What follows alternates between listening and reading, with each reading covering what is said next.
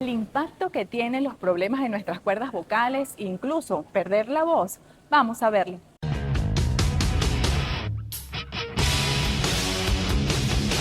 Y para abordar este interesante tema tenemos como invitado al doctor Ulises Narváez. Él es foniatra y además audiólogo y otoneurólogo. Bienvenido, doctor.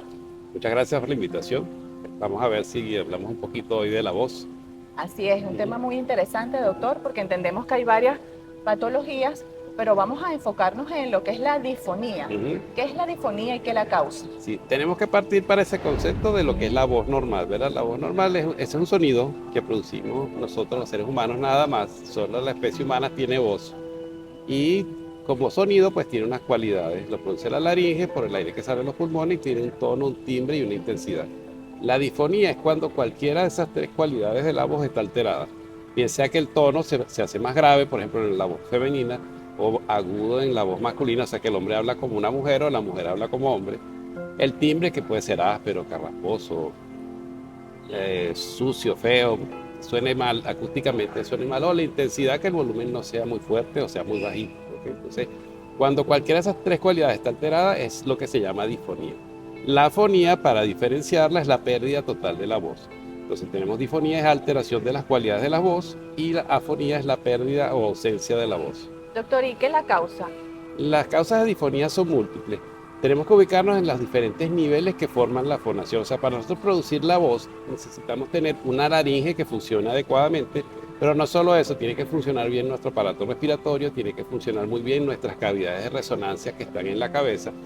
Tenemos que tener una buena audición, tenemos que tener una buena respiración, un buen control hormonal, sobre todo en las mujeres y en los varones, sobre todo en la edad de la pubertad, que cambia la voz. Entonces, si cualquiera de esas funciones está comprometida, sobre todo la función de la laringe, puede aparecer disfonía. Las causas pueden ser funcionales u orgánicas. Las funcionales son las que están relacionadas con el mal uso de la voz.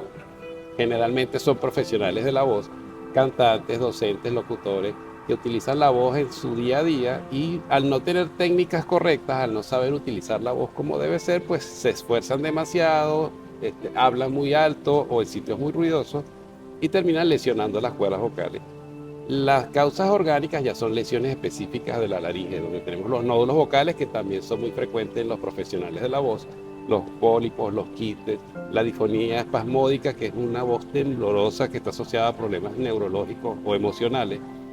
Tenemos causas también neurológicas específicas, como la parálisis de cuerdas vocales, que últimamente estamos viendo con bastante frecuencia secundaria a las infecciones por COVID. Muchos pacientes están quedando con problemas de función de las cuerdas vocales o con parálisis. Entre las causas más comunes, pero tenemos el reflujo también gastroesofágico, tenemos los problemas de sinusitis, tenemos problemas de rinitis, todos esos elementos que comprometan la función de las cuerdas vocales pueden producirnos disfonía. Doctor, ¿y cuál es el impacto? Y no solo para las personas que se dedican a trabajar con su voz, ¿no?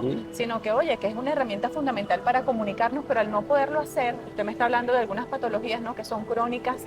¿Cuál es el impacto para la persona en su día a día? Sí, la gente no se da cuenta de la importancia que tiene la voz, porque es el principal elemento de comunicación que tenemos los seres humanos. Si no tenemos voz, es difícil comunicarnos con las personas.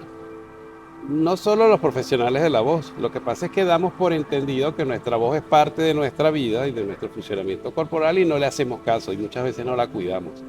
Pero al no poder comunicarnos con otras personas, al tener limitaciones, al escuchar nuestra voz patológica y al decir las otras personas que no nos escuchan, que hablemos más duro, que hablemos más fuerte, que no nos entienden, eso empieza a impactar emocionalmente, psicológicamente a la persona y llega un momento incluso que los pacientes, por ejemplo, con parálisis de cuerdas vocales, o pacientes con disfonías espasmódicas, distonía, enfermedades de Parkinson y algunas enfermedades que comprometen mucho la emisión de la voz, tienden a aislarse y dejan de frecuentar a sus amigos, ya no conversan en público por pena, a que no lo escuchen bien o que no se entienda bien la voz, o que se oiga muy feo, porque hay voces que son muy patológicas.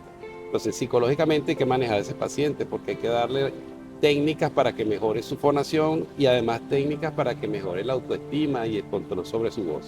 Doctor, ¿cuál es el diagnóstico entonces que se hace indispensable para poder ir ya al tratamiento?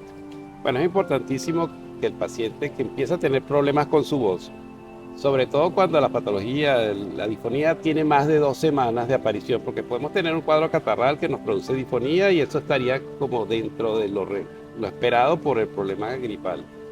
Pero si ya un paciente tiene más de 2 semanas con ronquera, con alteración de la voz y no mejora, tiene que acudir a un médico para ser evaluado, ¿no? El especialista es el El foniatra, doctor. foniatra y el otorrino, los dos Ok. trabajamos con la patología de la voz. Ajá. El enfoque es diferente, el que hace el otorrino es más quirúrgico, el que hace el foniatra es más de prevención, rehabilitación y tratamiento médico en general, ¿no? Ok.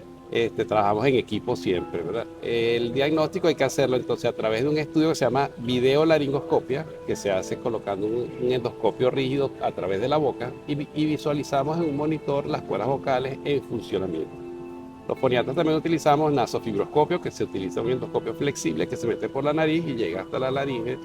Utilizamos un equipo que se llama estroboscopio, que nos permite ver la vibración de las cuerdas vocales y hacemos análisis de la voz. Con programas especiales de computación analizamos esas cualidades de la voz. Una vez que tenemos la evaluación integral del paciente, claro, hacemos un examen físico general, somos médicos, revisamos toda la esfera de ORL, a veces hay desviaciones del tabique, problemas del oído, de la nariz, de la garganta.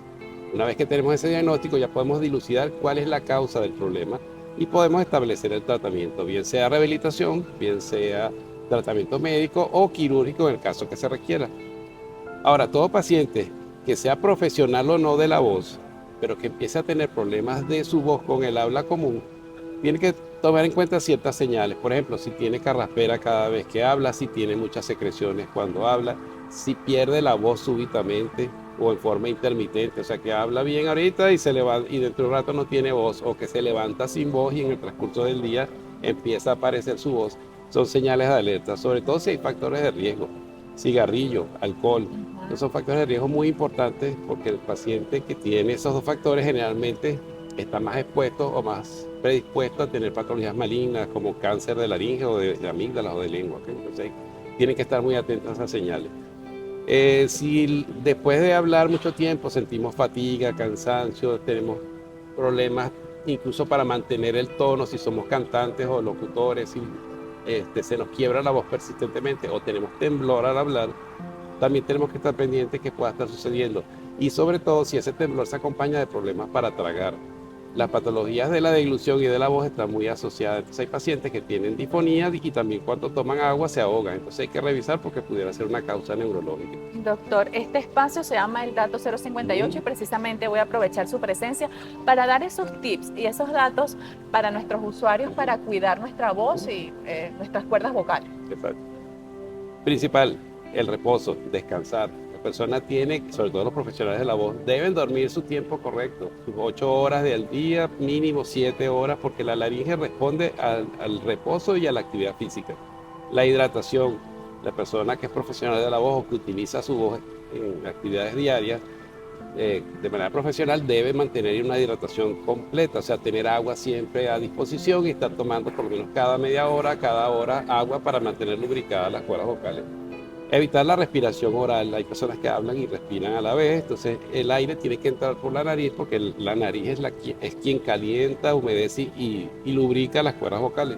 Si hacemos respiraciones orales persistentes, las cuerdas vocales se resecan y empieza a aparecer patología. Evitar carraspear, evitar gritar, evitar hablar en sitios muy ruidosos. Los centros comerciales son terribles para eso, ¿no? Y sobre todo las personas que trabajan en ambientes como un centro comercial, bueno, o cajeros de banco, o personas que tienen que atender público en espacios donde hay mucho ruido, tienden a elevar mucho la voz porque el ambiente no se los permite. Entonces ese esfuerzo, ese sobreesfuerzo vocal también afecta. No hacer muchas actividades vocales simultáneamente. Yo tengo pacientes que son docentes, son cantantes, son locutores, dan clases los fines de semana. Entonces no hay un reposo de la voz. Entonces, sobre todo prestar atención a cualquier señal que nos indique en nuestro cuerpo que haya algo. Que se nos quiebre la voz, que nos dé carraspera, que nos pique la garganta, que nos dé tos cuando hablamos. Hay que tener mucho cuidado ahí de acudir al médico, sobre todo en el caso que les mencioné, si pasan 2 semanas y no tenemos mejoría en nuestra voz en forma espontánea. ¿Ok? Gracias, doctor. De nada, Era placer. el doctor Ulises Narváez, él es foniatra. Nosotros, por supuesto, vamos a ampliar toda esta información en www.noticias058.com y no me puedo despedir sin antes agradecer infinitamente a mis amigos de @bmbutit.be. Revisen su cuenta Instagram y vean la hermosa colección que acaba de llegar, y también a mis amigos de @satinspa. Nosotros nos vemos en un siguiente dato. El dato 058 es presentado por Elite Sport, el próximo nivel. Ser guaro me encanta. Fundación Lara, bella y segura. Satel, aportamos al fondo común de las soluciones. MyWays, somos la app de Venezuela que te lleva donde necesites. Papelería La Esfera 2, lo mejor para ti.